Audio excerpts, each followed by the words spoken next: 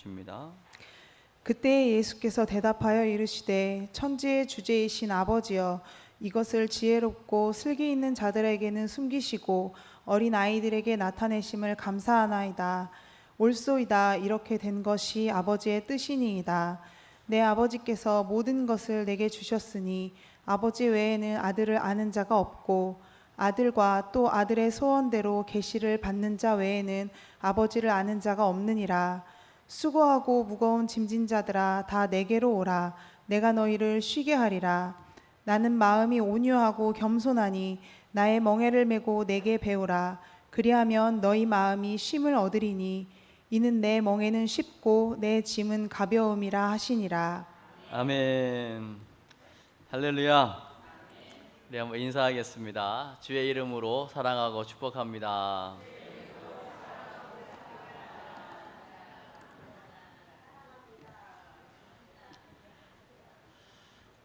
지난주 혹시 말씀 제목을 기억하시는 분 계신가요? 잊으면 죽은 영혼, 전하면 사는 영혼. 여러분이 기도하고 있는 그 한 영혼, 여러분이 포기하지 않고 잊어버리지 않으면 언젠가는 그 영혼에게 복음을 전하는 기회가 주어질 것이고 그 복음을 듣고 살아나게 될 줄로 믿습니다. 그래서 날마다 성전에 있든지 집에 있든지 예수는 그리스도라고 가르치기와 전도하기를 그치지 아니하는 우리 궁평교회 성도님들 되시기를 주의 이름으로 축복합니다. 저도 말씀을 전하고 그 말씀대로 한번 살아보려고 순종해 보는 겁니다.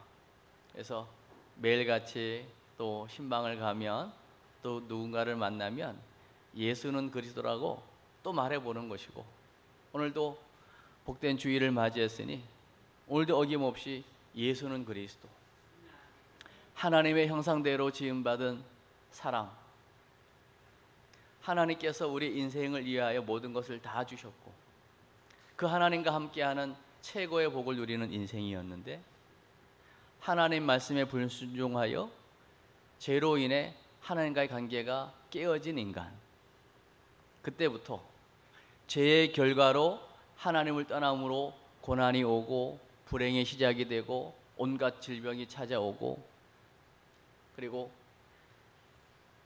내 뜻대로 내 마음대로 인생이 되어지지 않는 그런 저주 아래 살면서 정신적인 질환도 급기야는 죄의 결과로 하나님을 떠난 인생에게 죽음이 찾아오고야 마는 이 죽음의 문제. 여러분, 이 인생의 굴레가요, 사실은 아담과 하와 이래로 모두에게 주어진 현실입니다.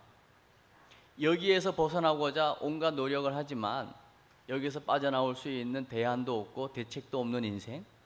그래서 나름대로 벗어나려고 길을 찾아보지만 그 길이 사실은 하나님을 만나기에는 부족하죠. 뭐 절에를 다녀본들, 또 답답해서 점을 쳐본들, 길을 찾지 못해서 운명으로 돌려보지만 말 그대로 그건 운명으로 돌리는 것에 불과하지 진정한 행복은 경험할 수 없는, 그래서 돈이면 다 된다라고 하는 이 생각을 가지고 악착같이 돈을 벌어 손에다가 돈을 쥐어보지만 진정 행복은 와주지 않고, 명예와 권세가 있으면 행복하려나?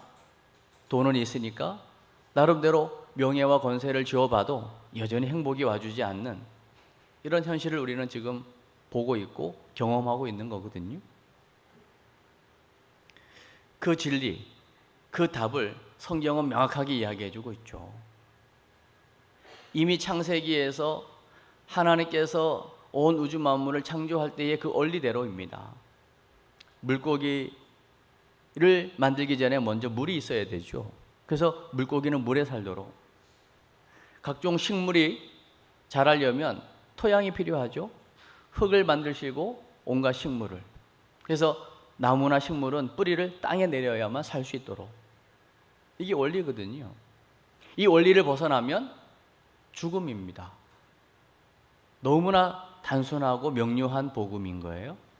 하나님의 형상대로 지음받은 인생, 당연히 하나님과 함께 할 때 가장 큰 행복을 경험할 수 있도록. 그래서 우리의 인생의 모든 문제가 사실은 그 문제에서 답을 찾는 게 아니라 이 문제의 원인이 뭐고 근원이 어디서 왔는지를 먼저 아는 게 중요합니다. 그래서 여러분, 몸이 이상이 생기면 가장 먼저 하는 게 병원에 가서 진단을 하는 거죠. 왜 머리가 아픈지, 왜 가슴이 답답한지, 왜 허리가 아픈지 그 원인을 분명히 분석해야 거기에 대한 분명한 치료를 하게 되듯이 우리 인생의 모든 문제의 근본 원인은 하나님을 떠남으로 온 것이기 때문에 오늘이라도 하나님을 정말 만난다면 모든 문제에서 해답을 얻게 될 것이고, 오늘이라도 정말 예수는 그리스도, 예수님 하나님 만나는 유일한 길 바로 알고 그 예수님 나의 구주로 고백하고 영접할 때 하나님의 자녀된 권세와 축복을 누리게 될 것입니다. 이것이 이론이 아니고 내 삶의 실제가 되어지는 어느 그 시점, 그 시점이 우리 생의 터닝 포인트가 되는 거죠. 저는 오늘 이 예배가 또 여러분에게 새로운 전환점이 될 수 있기를 바랍니다. 오늘 우리 안수 집사님 기도해 주신 것처럼 여러분, 사람이 아주 똑똑한 거 맞습니다. 과학이 엄청 지금 발전한 거 맞습니다. 그럼에도 여러분, 과학의 한계가 있는 거 아시죠? 아무리 과학이 발달하고 의학이 발달해도 아직 피 한 방울 못 만들어내는 거 아시죠? 사람이 만든 피, 그건 수혈하면 죽습니다. 사람이 만든 바닷물, 그 속에다가 물고기를 집어넣으면 죽습니다. 그러니까 아무리 과학이 발달하고 의학이 발달하고 나름대로 사람의 그 지식이 뛰어나다고 해도 한계는 있는 거거든요. 그러니까 하나님을 배제하고는 성립될 수 없는 게 너무 많다는 것이죠. 그 어느 사람이 한 달 이상을 밤에도 뜨거운 열대야로 이 지구를 뜨겁게 할 수 있겠습니까? 좀 있으면 이제 추위가 올 텐데 그 어느 냉방 장치를 가지고 이 지구를 아주 차갑게 또 할 수 있겠습니까? 우리는 그 어느 것 하나도 할 수 없는 아주 연약한 피조물에 불과한데도 여전히 그 절대적이고 창조주 되시는 하나님을 찾기를 너무 미루고 있는 거죠. 그래서 오늘 너무나 우리가 익숙한 말씀을 대하게 되어서 이 말씀 내가 아는 말씀인데 하는 분들 계실 거예요. 아는 말씀으로 여러분 인지하지 말고요, 오늘 이 말씀을 여러분 아예 여러분 신비에다가 한번 말씀을 새기고 이 말씀을 계속 읊조리면서 이 말씀에 의하여 이번 한 주간 승리하시기를 바랍니다. 예수님이 말씀하세요. 오늘 마태복음 11장 28절인데요. 수고하고 무거운 짐진 자들 다 주께로 오라는 겁니다. 그러면 내가 너희를 쉬게 하겠다라고 말씀하고 계신 거죠. 이 예수님의 초청이거든요. 예수님이 가는 곳마다 엄청난 권능을 행하고 계시는데 그 예수님의 권능, 예수님의 가르침, 예수님의 복음 전파에 어떻게 반응하느냐에 따라서 그 반응하는 사람의 삶이 달라집니다. 그래서 오죽하면 오늘 읽은 말씀 중에 지혜롭고 슬기로운 자, 그건 똑똑한 사람이죠. 그러나 너무 나름대로 똑똑하다라고 하는 그 똑똑함이 교만이 되어서 정말 중요한 것을 놓칠 수 있는 거예요. 그러나 어린아이는 미숙하죠. 많이 부족해 보이잖아요. 그러나 적어도 어린아이는 있는 그대로 반응을 할 줄 아는 사람이죠. 그래서 예수님이 가르침 가운데 종종 어린아이 비유를 들지 않습니까? 오늘도 어린아이들에게는 허락된 말씀.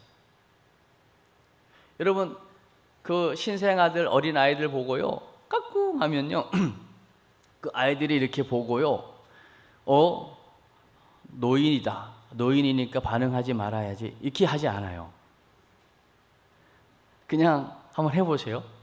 까꿍 하고 웃으면요, 그 아이도 반사적으로 까꿍에 반응해서 웃습니다. 애들이 해도 웃고, 어른이 해도 웃고, 청년이 해도 웃고, 어린 아이들은 있는 그대로 그냥 반응하는 거예요. 왜요? 편견이 없고 선입견이 없기 때문이죠. 근데요, 우리가 시간이 가면서 우리가 많은 것을 배웠고 안다라고 하는 그것이 우리로 하여금요, 하나님의 말씀을 들을 때에 자꾸만 편견을 가지게 만듭니다. 그리고 선입견을 가지게 만드는 거죠. 나름대로의 어떤 기준을 자꾸만 세워가지고 말씀이 잘 말씀대로 들려지지 않는 그런 문제가 우리에게 있음을 보게 되는 거죠. 그래서 오늘의 말씀은요, 이 예수님의 말씀, 예수님의 초청 앞에 어린 아이처럼 그냥 반응하면 됩니다. 아멘. 아멘도 반응이에요. 그럼 질문해 볼게요. 혹 여러분 가운데 수고하고 무거운 짐을 지지 않은 분 계십니까? 오늘 하나님을 예배하는 이 자리에 있는 여러분 가운데, 목사님 저는 아무리 생각해도 고민도 없고 염려도 없고 신경 쓸 게 없습니다. 뭐 나는 그냥 내 한 몸 그냥 건사하면 아무 문제 없습니다. 혹시 이런 분 계세요?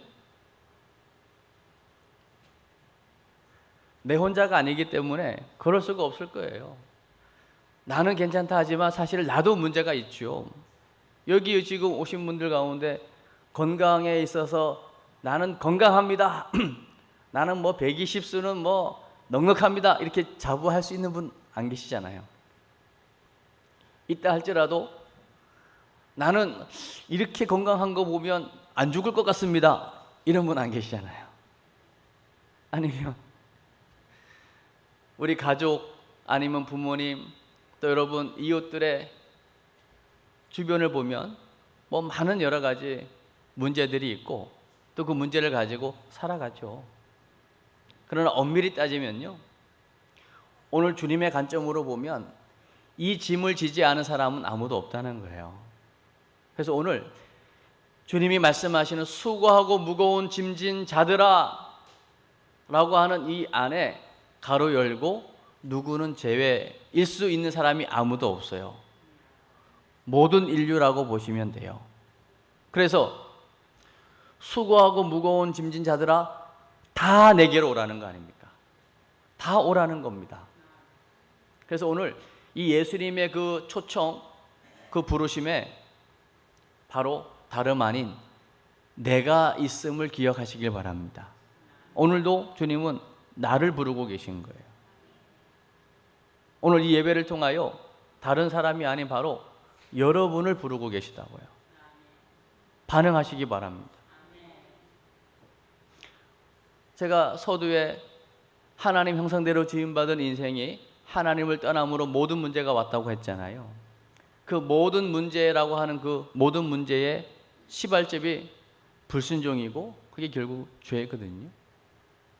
이 죄로 인해서 모든 인류는 죽음을 맞이하게 되거든요.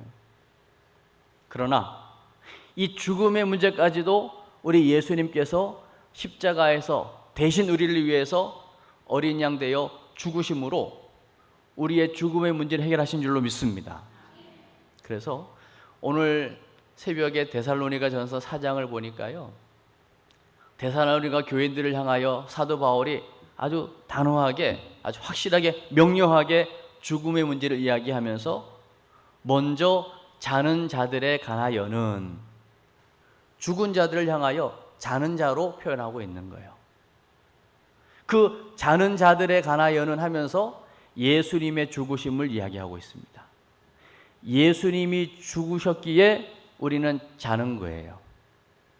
예수님 다시 오실 때 우리는 깨어나게 될 거고, 살아있을 때는 당연히 살아있는 채로 주님을 맞이하게 될 거고, 여러분보다 먼저 간 믿음의 선배들은 여러분보다, 우리보다 먼저 주님을 깨어 만나게 될 겁니다.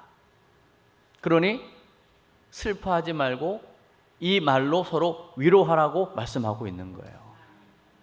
죽음의 문제, 죄의 문제, 저주의 문제, 하나님을 떠난 모든 문제, 이 근본적인 문제를 우리 주님이 해결하셨기에 우리 주님은 우리에게 초청하는 겁니다. 수고하고 무거운 죄의 짐을 진 모든 자들아 다 내게로 오라. 여기에 여러분 관련된 모든 분들이 다 포함이 돼야 돼요. 여러분 가족도 와야 돼요. 여러분 자녀도 와야 돼요. 여러분 이웃도 와야 됩니다. 여러분 주변에 있는 모든 사람들이 다 예수님의 초청 앞에 반응해서 주께로 다 나와야 합니다. 그래야 하면 어떻게 됩니까? 내가 너희를 쉬게 하겠다고 말씀하는 거예요. 여러분, 참된 쉼은 주님 안에 있습니다. 주님을 만날 때 참된 쉼을 경험하기 시작합니다. 이거를 뒤집으면 주님을 만나지 못하면 진정한 쉼은 없는 거다. 나름대로 열심히 노력도 하고 때로는 휴가도 가고 나름대로 여가도 즐기지만 그러나 예수님을 만나지 못한 인생은 진정한 쉼이 없는 거다. 왜냐? 수고의 짐, 무거운 짐, 죄의 짐을 못 내려놓았기 때문입니다. 그 온갖 짐들을 아예 그냥 시원하게 내어 던지고 내려놓고 참된 쉼을 얻을 수 있는 유일한 길이 예수님께로 나오는 것입니다. 그러면 오늘 28절 말씀만 보면 수고하고 무거운 짐진들은 다 내게로 나오라고? 그러면 내가 너희를 쉬게 하겠다고? 할렐루야. 그러면 이제부터는 일 안 해도 되겠구나. 주님이 다 쉬게 해주신다고 했으니까. 그러면 이걸로 끝나야 되는데 그 다음 절을 보니까요, 약간의 역설이 나옵니다. 29절을 한번 보겠습니다. 29절 시작. 나는 마음이 온유하고 겸손하니 나의 멍에를 메고 내게 배우라. 그리하면 너희 마음이 쉼을 얻으리니. 오늘 예수님께서 조건을 다는 거예요. 나는 마음이 온유하고 겸손하니 내 멍에를 매자는 거예요. 주님의 멍에를 같이 매자고 얘기하는 겁니다. 아니, 쉬게 해주신다고 하더니 주님의 멍에를 같이 매자고요? 그러면 주님이 말씀하는 이 멍에가 뭔데요? 주님이 말씀하시는 그 멍에는 주님이 말씀하시는 주님의 온유와 겸손을 이야기하는 거예요. 주님의 온유와 겸손을 배우라는 겁니다. 여러분, 온유라는 말은 우리가 문자 그대로 그냥 우리가 이해하기에는 부드러움이고 뭔가 말랑말랑한 거죠.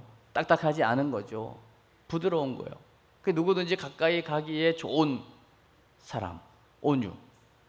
그러나 이 언어의 뜻을 들어가면 그 사나운 맹수, 그 사냥개가 그 성질이 고약하지만 주인이 말하면 자기의 그 맹수의 기질을 내려놓고 주인의 말에 그대로 순종하는 것, 그걸 우리는 온유라고 하잖아요.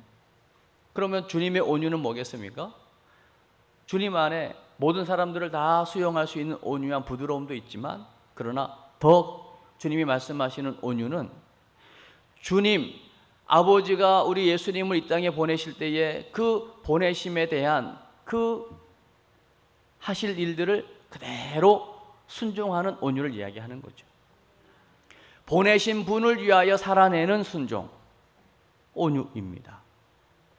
그리고 주님의 겸손은 어떤 정도냐면요, 빌립보서 2장에 보면 너희 안에 이 마음을 품으라 라고 말씀하면서요, 그 주님의 마음은 어떤 마음이냐면 하나님과 동등됨을 취할 수 있는 분이지만 하나님과 동등됨을 취하지 않고 자기를 비워 종의 형체를 가져 아예 가장 낮은 모습으로 죽기까지 복종하신 겸손.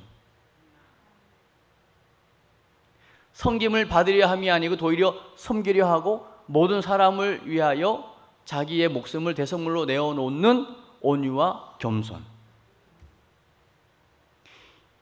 주님의 몽해가 바로 이 몽해거든요. 그러니까 이 몽해를 주님과 함께 맬 때 진정한 우리의 인생에 쉼이 찾아온다는 거예요. 저는 이 말씀 앞에 너무나 큰 도전을 받는 거예요. 여러분, 몽해가 뭔지 압니까? 소 한 결이 하면요, 한 결이가 한 세트거든요.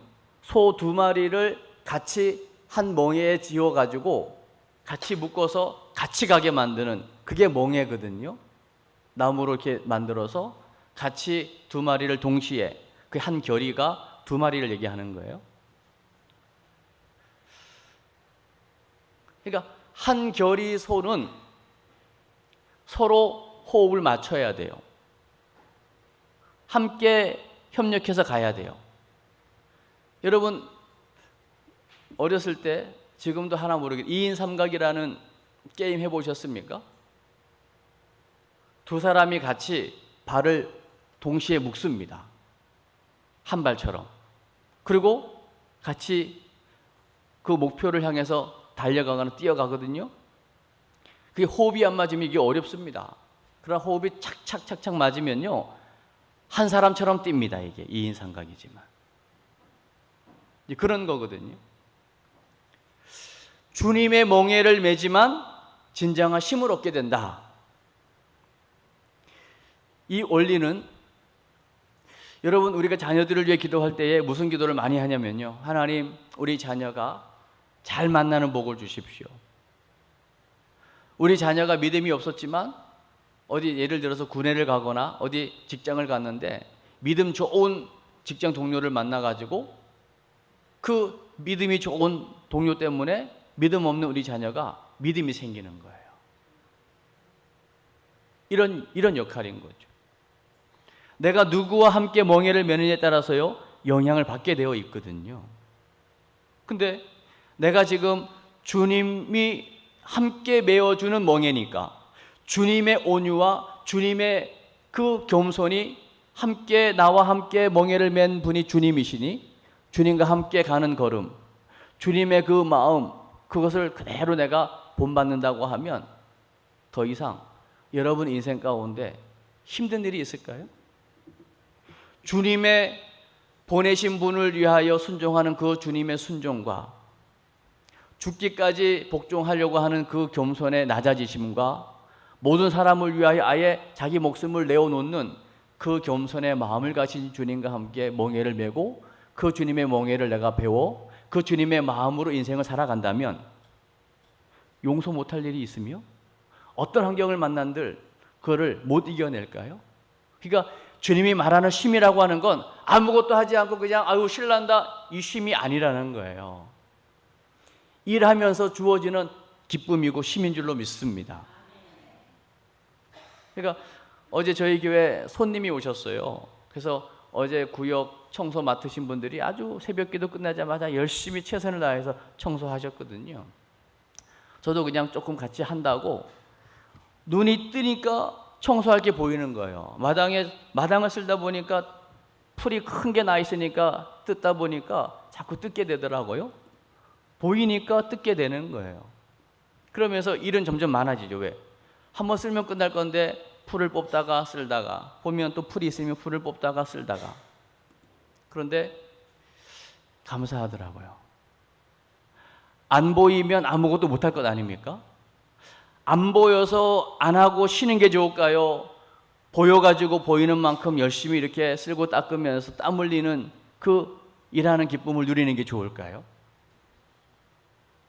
뭐 물어보는 제가 잘못이죠.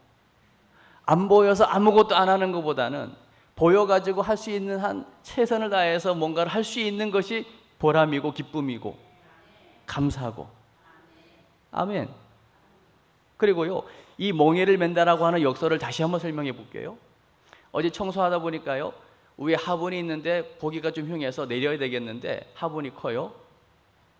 권사님 한 분이 들기에는 조금 부족해요. 목사님 이거 화분 좀 내리면 좋겠네요. 네, 제가 들어보니까 제 혼자도 들을 수 있을 것 같아. 근데 같이 들어주는 권사님이 계시니까 같이 들읍시다 하고요. 이게 양쪽 끝을 들으면 이 무게가 반반이지만요, 그 반 이상을 이렇게 끌어안고 들으면 거의 내 혼자 들은 거랑 마찬가지거든요. 그런데도 들어보니까 제가 들을만 하거든요. 제가 거의 반 이상을 잡고서 번쩍 들으면서 권사님과 함께 들고 내려가요. 혼자도 들을 수 있지만 또 부탁하신 분은 혼자 들기에는 역부족이지만 함께 그걸 들을 때에 함께 누리는 기쁨이 있는 거죠. 그거를 다른 곳에다가 치우니까 깔끔하니까 좋고, 또 그걸 옮기고 난 이후에 보람, 기쁨들 있는 거죠. 여러분, 나 혼자는 안 되지만 이걸 넉넉히 감당할 수 있는 분이 함께 그 멍에를 쥐어주면 기쁜 거예요. 그리고 힘들지 않은 거예요. 함께 하면 거기에 큰 감사가 있는 거예요. 아멘. 그래서 오늘 30절 한 번 더 보십시오. 30절 시작. 내 짐은 가벼움이라 하시니라. 아멘. 내 멍에는 쉽고 내 짐은 가벼움이라. 왜요? 주님이 다 져주시는 거야. 우리는 그냥 멍에 걸쳐놓은 것밖에 없는 거예요. 함께 주님과 동행하는 것밖에 없는 거예요. 실질적인 그 무게감과 수고의 힘, 피곤하고 낙심되고 좌절되고 이거 더 이상 살아야 되나 말아야 되나 하는 그 어떤 기가 막힌 그 삶의 어려움들이 올 때마다 나와 함께 멍에를 맨 그 주님이 다 짊어져 주시는 거예요. 그리고 그 주님이 져주시는 그 속에서 주님의 그 온유와 겸손을 저는 배우는 거고, 그것만 깨달아도 우리가 할 수 있는 것은 주님 때문에 감사하다. 주님이면 충분하다. 주님이 항상 나와 함께 멍에를 같이 메워주는 한 나는 못할 게 없다. 주님이 함께 져주시니까. 우리가 지금요, 왜 신앙생활이 힘들고 낙심되고 그냥 막 번아웃 되기 일보 직전이고 막 탈진 직전이고 짜증나고 모든 게 왜 다 귀찮을까요? 지금 주님이 나와 함께 멍에를 메고 있다는 사실을 모르는 거예요. 지금 내 옆에 주님이 멍에를 메고 함께 가신다는 사실을 놓친 거예요. 오늘 그 눈이 새롭게 띄어지면 내가 하는 게 아니라 주님이 하시는구나. 내가 멍에를 맸는데 내 옆에 한 결의소에 내 파트너가 주님이시다. 주님을 보면서 그 주님의 온유와 겸손이 무엇인가를 내가 아는 만큼 감사하게 되고 누리게 되고, 어느 날은 이제 예를 들어서 주님이 안 계셔도 그 주님의 그 멍에가 그대로 나에게 이제 이식이 돼서 나와 함께 또 다른 누군가가 멍에를 맨다면 주님으로부터 받은 이 기가 막힌 온유와 겸손 배운 것을 내가 옆에 같이 멍에를 맨 사람에게 그대로 흘러보내게 되겠죠. 그럼 같이 또 가는 거예요. 내가 갈 수 있는 믿음의 구간 달려가는 겁니다. 그러다가 또 다음 세대 후대들에게 이 멍에를 물려주고 가면 되는 거예요. 그래서 신앙생활은 역설인 것 같지만 그 안에 진정한 기쁨과 만족이 있는 거예요. 아멘. 오늘 이 기가 막힌 풍성한 은혜를 주님이 준비해 놓으시고 오늘 저와 여러분을 초청하고 계신 겁니다. 그 주님의 초청에 여러분, 오랫동안 내가 신앙생활 했다라고 하는 그 타성과 매너리즘을 좀 이제 내려놓고요, 선입견과 편견도 내려놓고요, 어린아이처럼 순수하게 주님이 부르신다 아멘 하고 달려오시면 됩니다. 그 주님의 부르심에 바로 다른 사람의 내가 있음을 자각하고요, 주님 안에서 쉬게 해주신다니 일을 주시네요. 일이 아니라 그걸 함께 멍에를 메워주시는 주님과 함께 진정한 힘이 무엇인가를 깨닫게 될 때 역설의 삶을 통하여 정말 그 무엇하고도 비교할 수 없는 풍성한 은혜를 날마다 경험하게 될 줄로 믿습니다. 이 은혜가 이번 한 주간 여러분의 삶에 경험되어지시다가 새로운 9월을 기쁨으로 맞이할 수 있기를 주의 이름으로